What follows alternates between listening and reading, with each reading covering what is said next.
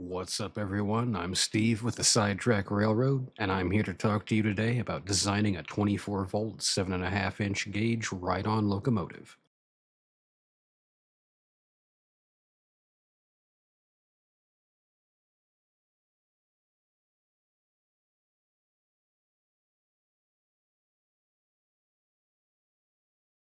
Now, I'd always known that ride-on locomotives existed, but I never knew the hobby existed at the scale it does. There's, places that have miles and miles of track laid out for people to run these trains on. And when I found this, I was immediately hooked and had to have my own. So this is the start of that journey.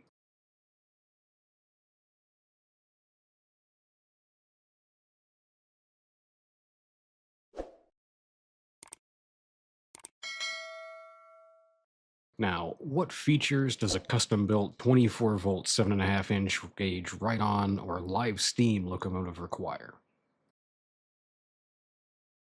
We're going to discuss that today and try and dive into what we need to build one of these things. What parts are already available, or do we need to fabricate? What about buying a complete locomotive already already made? And can we even build our own?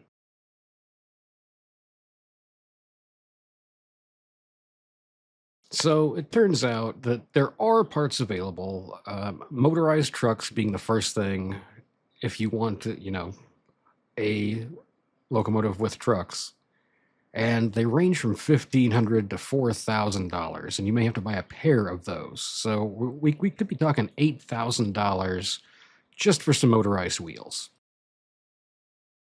Now, if I were a machinist, I could probably make those myself. There's plenty of weld together kits. If you have the tools to do that and the skill, I salute you because I wish I did because that's going to cut a huge portion of money out of this hobby for you.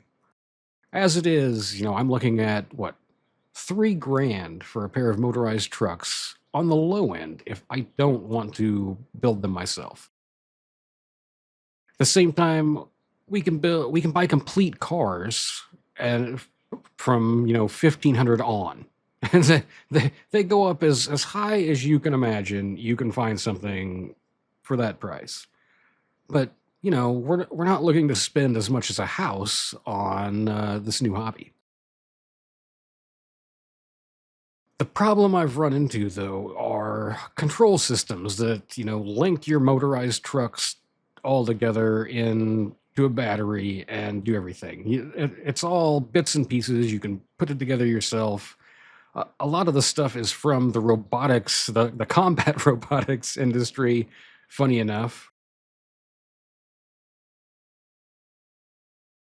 But what I found is just nothing out there had, you know, all the features that I was looking for. I was going to have to buy this system that had stuff I didn't want, then, maybe this other system that had stuff I didn't want, put them both together and hopefully get something. That didn't sound like a great idea. So, what about buying a complete locomotive? Well, they can be found for as little as $2,000. And there's some great places out there trying to provide cheap locomotives to get you into the hobby. But again, it may not be what you're looking for. You're going to get a tiny box cab that you're going to have to ride behind, and that car that you ride behind is going to add to the cost. So you got to include that. You're not going to be sitting on top of this thing. Let me tell you that. But I mean, this can be a quick way into the hobby if you're looking to go that route. The high end, though, oh man, it goes up. I priced out an ABA F7 unit at $50,000 for a fully functioning locomotive, a slug B unit, and a slug engineer A unit that you can sit on. $50,000. I mean, I'm sure that's top of the line gas hydraulic drive system and such, but That is one expensive locomotive.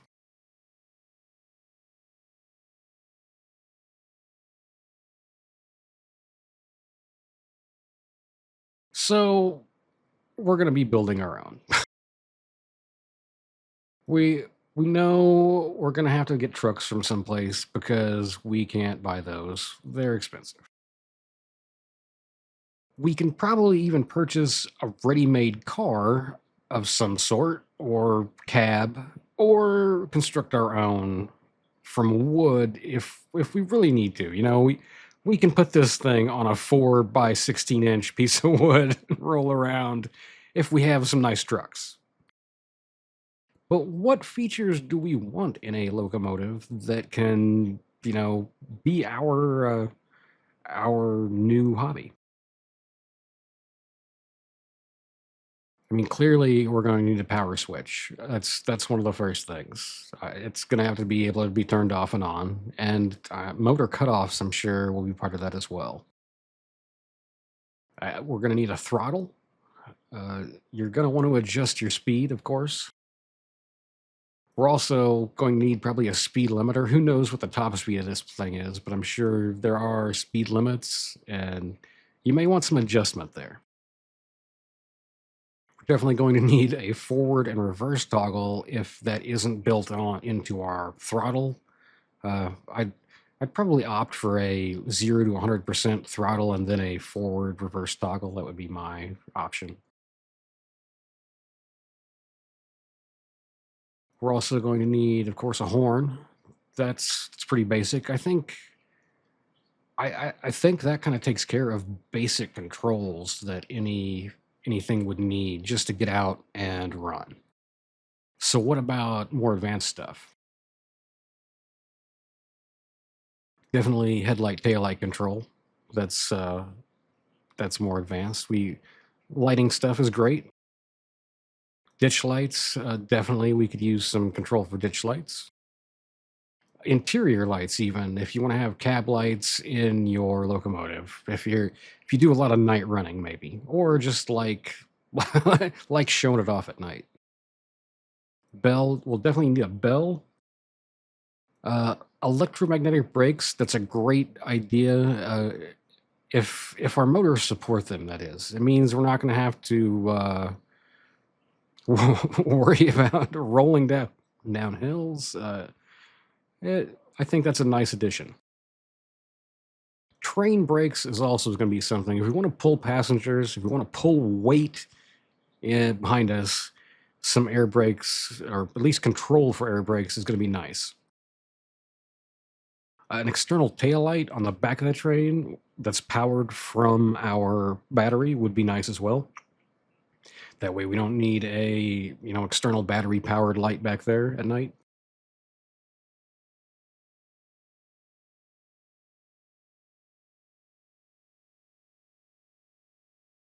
And yeah, what about interior lights for cars behind us? If we're going with interior lights for our cab, we're probably going to have some interior lights behind us. So maybe some external controls for that. And what about sounds? I'm not a big fan of the fakey diesel sounds to cover everything up, but I know some people are, and it could be a cheap way to get your whistle and your bell and your horn without having to pay for actual bells and horns. So let's go ahead and plan on something like that. Of course, it has to be able to support multiple motors. Every one of these trucks has at least one motor. We're looking at if let's the cheap set. We were looking at what four, a 350 and a 250, or what a 300 and a 250 on each. So there's four motors you've got to support right there, or at least two banks of parallel wired motors. And we want something that we can easily upgrade, and that's modular.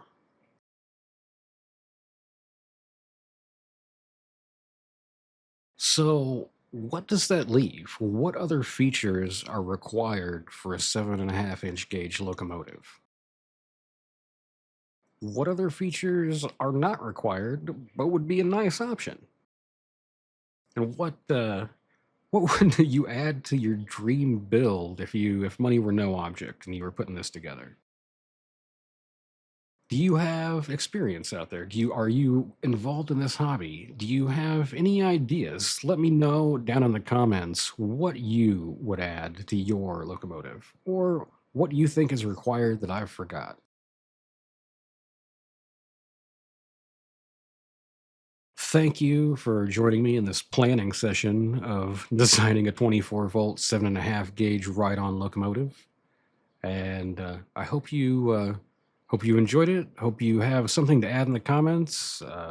And I'll see you next time.